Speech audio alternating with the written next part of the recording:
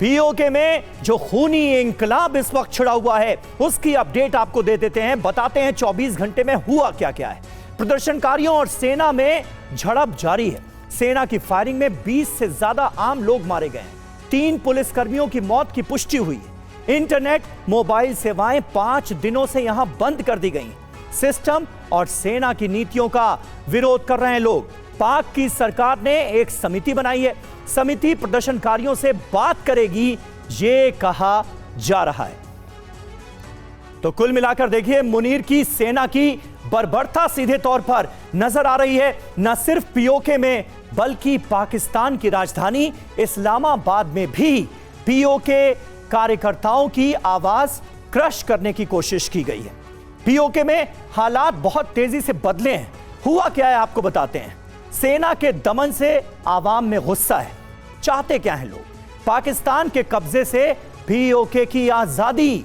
इसका मतलब क्या है समझिए।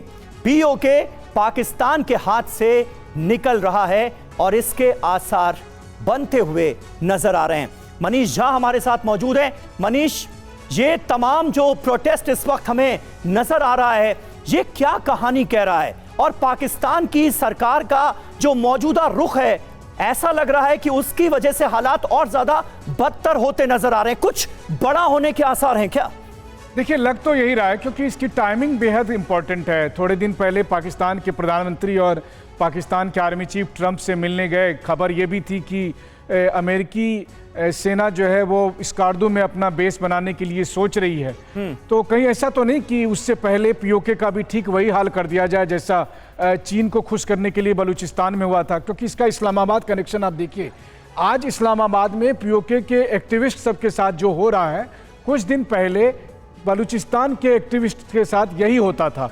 जब बलूचिस्तान के एक्टिविस्ट अपनी आवाज़ उठाने के लिए इस्लामाबाद आते थे, उनके साथ इसी तरह की ज्यादती होती थी और फिर एक के बाद एक एक्टिविस्ट गायब होने लगे, मारे जाने लगे या जेल में सड़ा दिए जाने लगे। और अब वही सब कुछ होता हुआ पीओके के साथ दिख रहा है। और उसकी पहली झलक आपने देखी कि उनके एक्टिविस्ट के साथ पुलिस ने कैसे ज्यादती की इस्लामाबाद में।